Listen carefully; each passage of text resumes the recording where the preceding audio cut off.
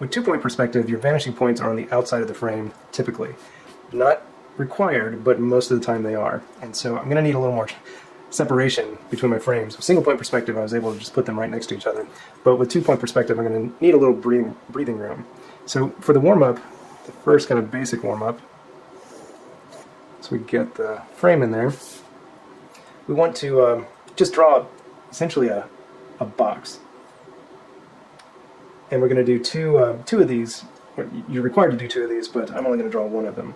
So I'm going to go with a lower level horizon line, and I'm going to pay attention to where I put the straight edge, because I want it to give me plenty of room on both sides of the frame. So I'm going to go ahead and draw my horizon line so it goes all the way outside. And then I want you to just draw a box that fits on here. So we need to just establish a corner of the block. So, most of the time with single point perspective, we just see like the face of something and then it goes off into the distance. With 2-point perspective, it emphasizes the corners of things, and so the corners then go off into the distance, or from there. So I want to figure out, just kind of making this up, where the corner should be. So I'm going to go here, and I want you to put one corner like on the left side of the frame, and then for the other one you're going to draw, the corner would be on the right side of the frame. So this will be the one on the left side of the frame.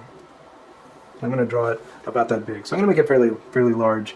And then I'm going to set a vanishing point and another vanishing point, and then draw to the top and bottom of this line I've created.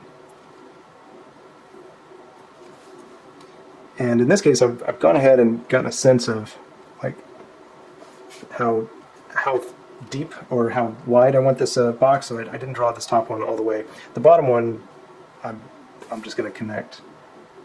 So to find that side, I'm just going to do this, and then I can do a little erasing or darkening.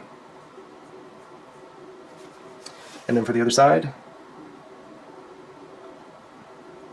same thing. I'm going to set the width of this to be about to there, and so for the bottom,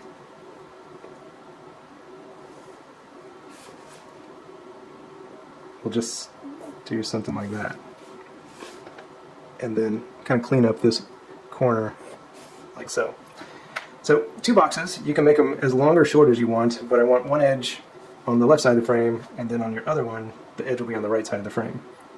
And this is a kind of an exterior we can see on the outside of it, and you'll notice that it's very similar to what we did last week, as far as kind of starting with a couple of squares and then connecting them to create a 3D object.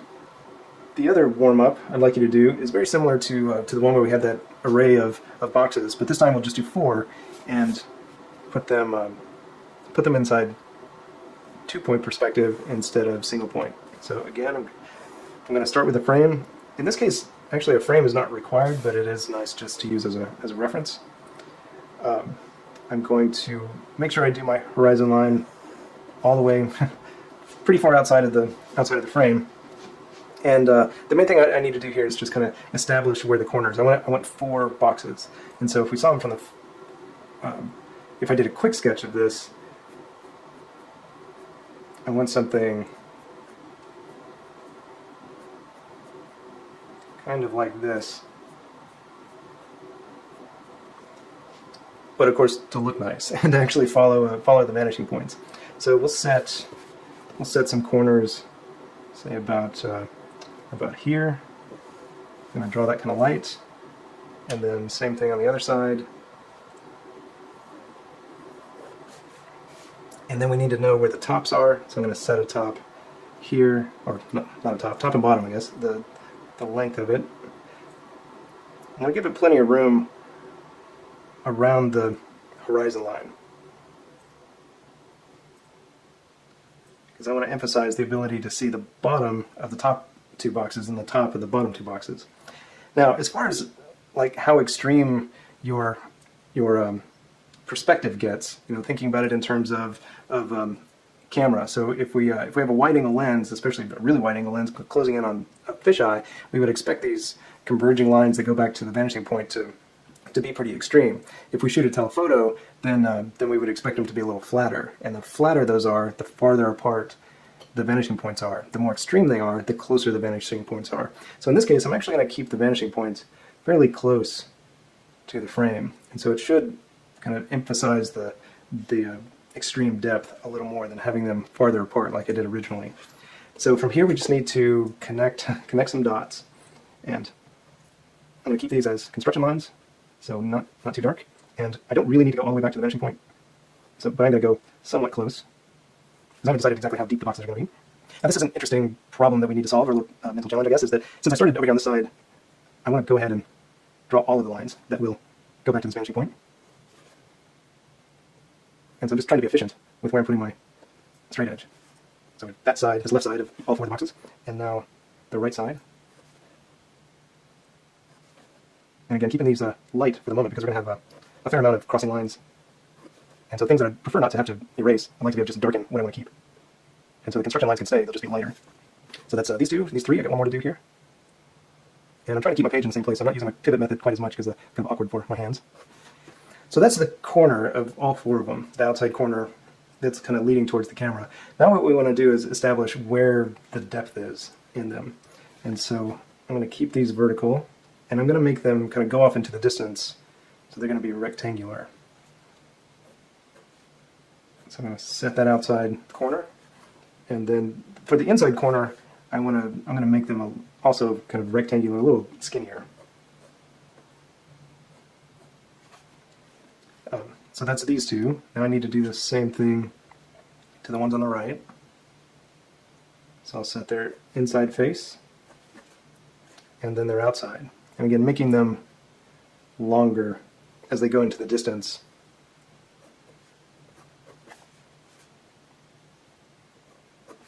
There we go. As these lines cross, I'm going to go ahead and do a little bit of cleanup here so I don't get confused with what they're doing, what their functions are. Because I'm not quite done with the drawing. Because I've set these corners that are visible to us, but we need to make them 3-dimensional. We need to make the boxes 3-dimensional. So I've got essentially these 4 new corners to work with. Actually 8. So I'm going to go back to my vanishing points, draw that back. So on both sides. And the great thing about these new lines is we start to get a sense of these 3-dimensional shapes. So now we have tops and bottoms, and then we need just our last set of lines to bring them together, because I don't want to just guess where they should be. I've already spent this time to get it right, so I want to finish it off. So we just use opposite vanishing points, just coming from the back front corners, back to the vanishing point. That helps you find the back of the rectangular box. And one more back here. So now I've got all of the faces, and like I said, I'd prefer to just give darken these to know which ones the useful ones. So I'm just going to draw over them, and you can certainly draw over them with your straight edge. You can probably look a lot better. And then the other thing we did is we did some shading. So like for the bottoms, we get to shade these in. That also helps with getting some contrast with what should be the finished lines. And if you want to do some more erasing, you certainly can. Get rid of more of these construction lines, and you get your nice floating boxes. So we need 4 boxes floating in 3-dimensional space in 2-point perspective. And again, one of the main things to consider with this one is that your vanishing points, I think you'll be happier. You'll get more of the top of the boxes and the bottom of the boxes. You'll get more of that if you bring your vanishing points closer to the frame. If they're farther out, they'll get flatter. They'll get a little bit closer to the same angle as the horizon, which is 0. And so the tops and bottoms of the boxes will just be little slivers. You can go even more extreme and bring your vanishing points inside the frame, and they'll kind of push them into towards the horizon instead of so far out. So it's up to you. Got a lot of freedom with how you're going to set your vanishing points. This time, rather than a street, I just want to do a single building, and I want it to be a house. And you can do this inside of a frame or not. I'm going to choose not. And since I've already got a line as a horizon here, I'm just going to continue that line so it looks nice on my page. So that's my horizon, and I just need to set a corner. So I'm going to set my corner being kind of arbitrary here. And I don't have a frame to go by, so I'm just the bad thing about not going by a frame is we do want to make sure that this vertical and the horizon line are perpendicular to each other. So it should be pretty close. Now what I'm actually drawing here is a house with a pitch or gabled roof. Be one side of it. So let's say we want to do something like that. So I want to do that, but I want it to actually follow the proper lines of my perspective.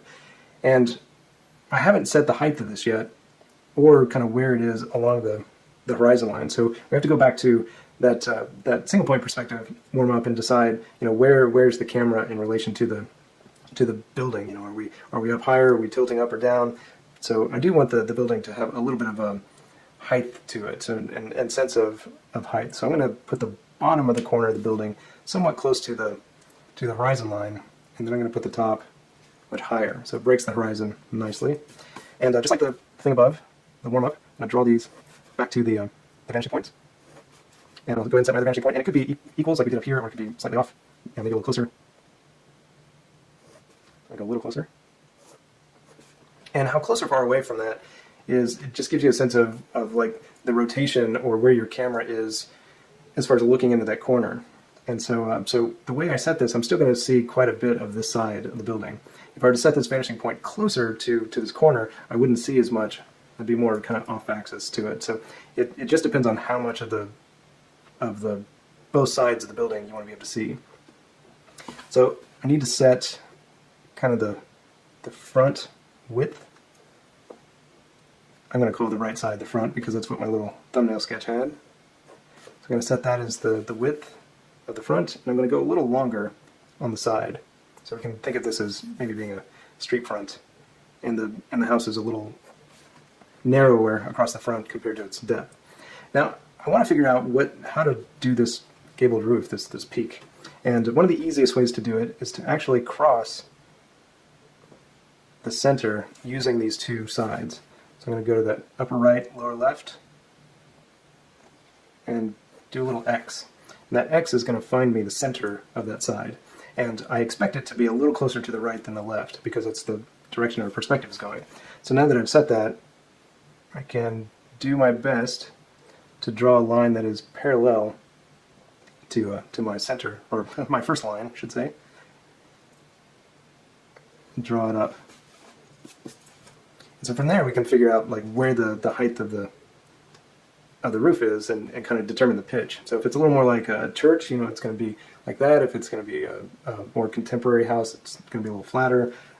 So I'm just going to set it right about there. And then draw lines from that to there. And I'm going to go past the corner so I can get a little bit of an eave.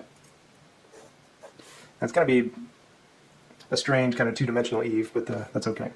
So that establishes the front, like my sketch, and then I can take this new peak back to the vanishing point, draw it back there. I think I'm going to go ahead and darken this bottom line and my corner. And then to figure out, you know, the other part of this, actually I need to take my eave to the vanishing point. There we go. Because I want that little bit of overlap. And then I've got an eave over here on the other side that if I want to get the proper angle there, I can do that. So as far as the end, there's it's not really the same. It's not the same angle as going back to the vanishing point, and so I'm going to kind of get a sense of what that angle is, and then bring it back to there. Probably could have been a little flatter with that, but not too bad. So I've got some construction lines there that I can do the same thing that I've been doing. I can darken the ones that I want to keep, or do some erasing. And if we assume that the roof is darker, we could shade that in. And we've got some nice information here with the you know, finding the center of the front of the house. So if we took that down to here and decided to put in a door, we can do the verticals of the door and then take it back to the vanishing point to figure out the top. And same thing with windows. If we had a few windows along this broad side, vanishing point, and then I'll just decide how tall the windows are going to be. So being, again, a little arbitrary about it, but those will give me the proper lines in perspective. And then I'll just go with verticals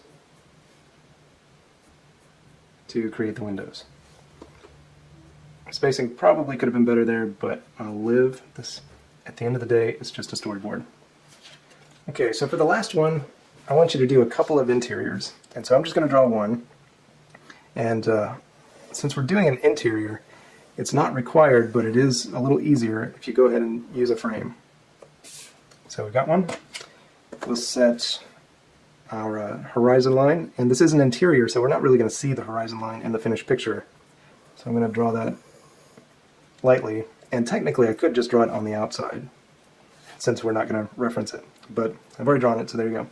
I'm going to set a couple of vanishing points, and you'll do 2 of these, and it's very similar to the warm-up. I want to see a corner, an inside corner of the wall of the room on the right-hand side of the frame, and another one on the left-hand side of the frame. So I'm just going to draw one, and so I'm going to establish a line for an inside corner of the room, just like that, and then figure out the height of the wall, and get a sense of just kind of how close to this wall it is, or the scale. So I'm going to say the bottom of the wall is here and the top of the wall is here, and so that brings me back a little bit. I'm going to see some ceiling and some floor. So it just depends on whether you should see those, if you want those in your storyboard. So if you don't want to see the ceiling and floor, then these points will actually be above and below the frame. What's still needed as far as our perspective drawing is that for the other things, when we put in a door and a window or a picture on the wall or a piece of furniture, we want to still have a sense of the direction that they should go.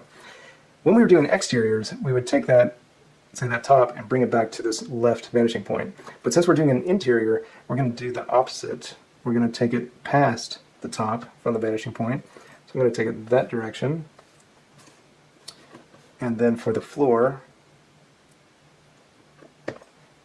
take it away from it, and then do the same thing with the other side.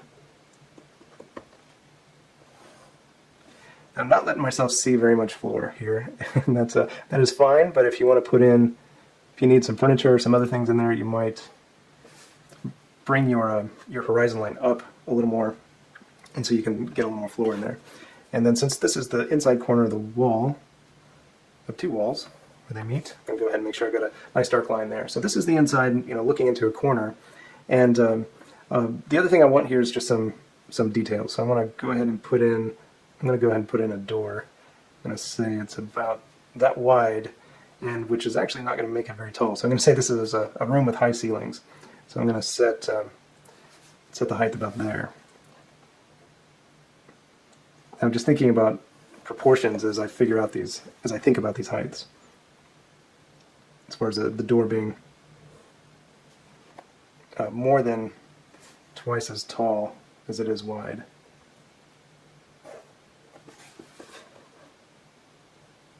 And I've technically already drawn that, so I'm just going to fill that in by hand. So that puts the door in the proper place. One nice thing about kind of figuring out where other things should go, like if we have a window over here, windows and doors should be at the same height, typically. It's not absolute law, but it is typical that your doors and windows are going to have the same height from the floor or from the ceiling down. So I took my converging line and brought it to the corner so it can give me a reference. Now I'm going to the other vanishing point and drawing it lightly there, and that'll show me where the top of a window should go. And so now I can say I'm going to put a window here, and I'm going to be a little more arbitrary about the height of the window. So I'm going to say it's that tall, and then just draw vertical lines for the right side and then the left side. There we go. So that's the window, and just like everything else, I can come back and darken in the lines that I want to keep. So with this one, I want a couple of doors, or a door and a window, or a window and something else on the wall. Just a few things that actually line up with the wall, and then some kind of three-dimensional object. And so I'm going to put in a chair underneath the window. So I'm going to decide that the back of the chair is about there, and then I'm going to use the same tools that we normally think of as doing that exterior, that 3D kind of outside object. So I'm going to go there. I'm going to decide that the chair is about that deep. So I'm going to go back. Since I actually have vanishing points, I don't need to do like the double box method. This is going to be kind of a deep chair, and I think the The seat probably wants to be about there. So that gives us a vertical line, and then for our other vertical line, now I've put the seat fairly close to the horizon line, so at this point it'll practically look parallel with the horizon line. So this gives me just probably the reference that I need for this chair. So I'm going to figure out where the back should be. That way it lines up with the window. This is a strange place, so the window is really high, more of a clerestory window. And now I just need to kind of fill this out a little bit. We'll just say it's got big kind of comfy chair.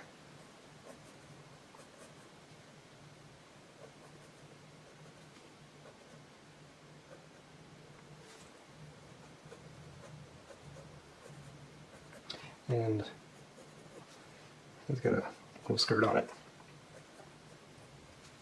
So I've got a little chair, or kind of a big chair, underneath the window. So it's actually a small chair, unfortunately, because a person is going to be about this big.